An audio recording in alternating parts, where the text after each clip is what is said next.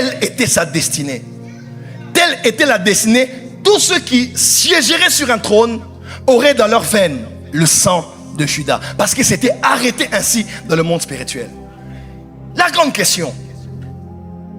Pourquoi lorsque le peuple est venu voir Samuel pour lui dire donne-nous un roi comme les autres nations ont, Samuel n'est pas allé prendre David.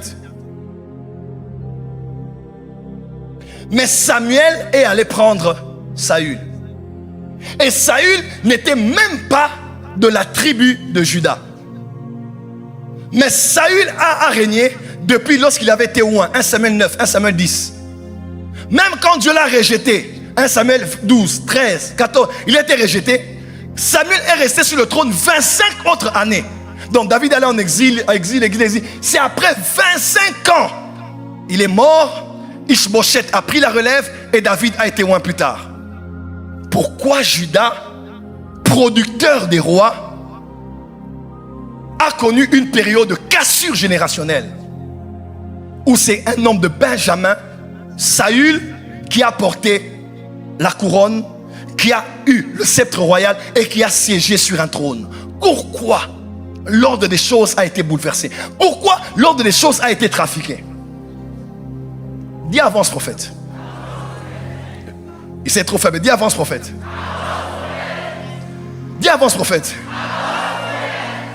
C'est Saül de la tribu de Benjamin.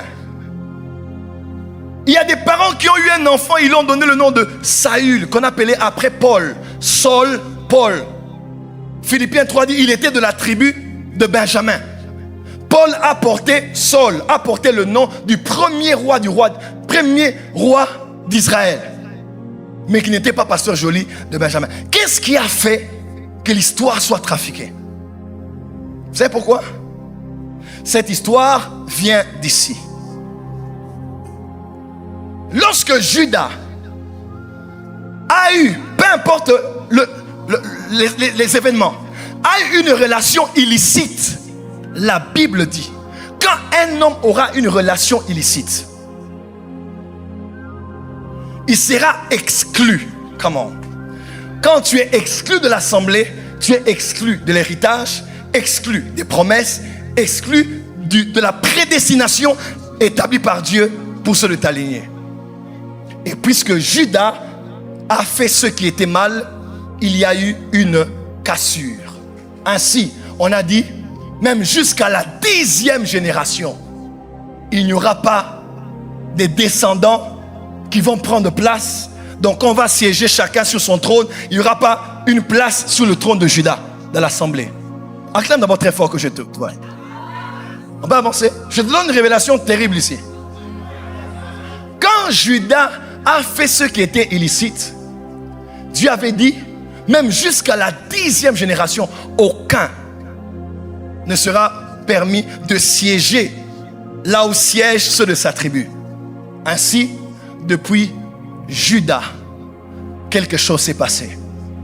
Dis avec moi Juda 1. Dis avec moi Pharès 2. Non, dis avec moi. Voilà, dis avec moi Pharès. Pharès c'est le quantième. 2. Esrom c'est quantième. Aram c'est quantième. Aminadab c'est quantième. Nassam c'est quantième. Salmon c'est quantième. Boaz c'est quantième. Obed c'est quantième.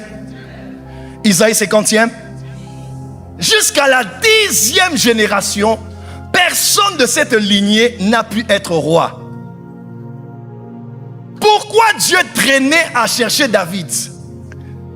Parce que sa parole l'y avait contraint.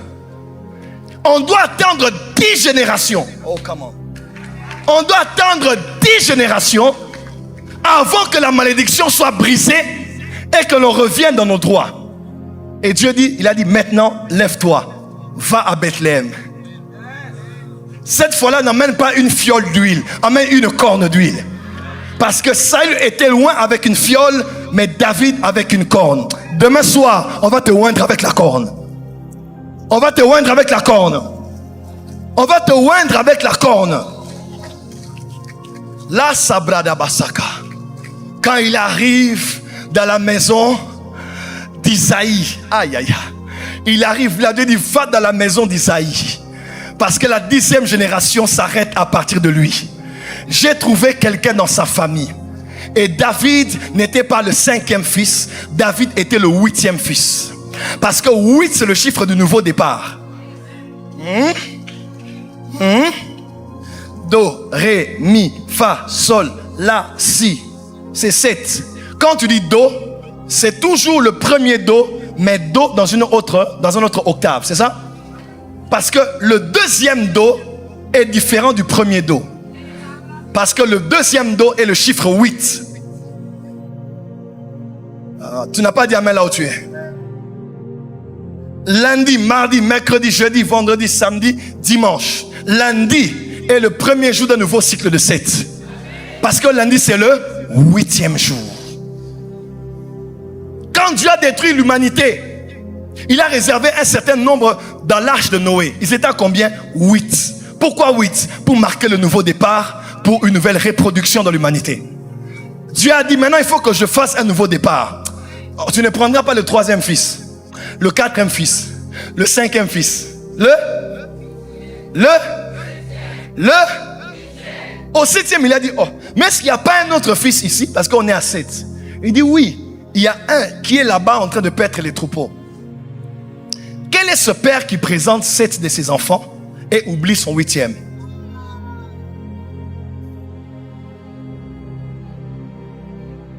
Tu es mon père et tu m'oublies devant une aussi grande importante autorité.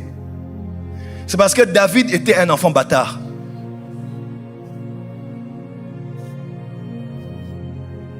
Quand il a fait ce qu'il a fait, il a écrit le psaume 51, il a dit, ma mère m'a conçu dans le péché.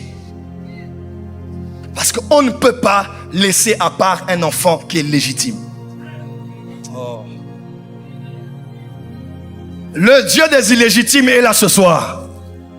Le Dieu des enfants maudits, des enfants bannis, des enfants rejetés, isolés. Dieu est avec vous durant ces 2 jours.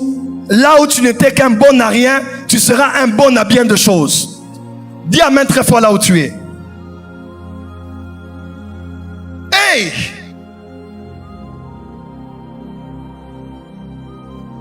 Et quand il a vu David, il a vu le 40e. Il a pris l'huile, il a placé sur lui.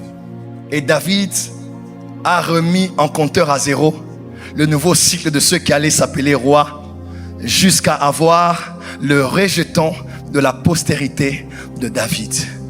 J'aimerais dire à quelqu'un ce soir, il est possible qu'il n'y a plus de riches dans votre famille parce qu'une malédiction a été inaugurée.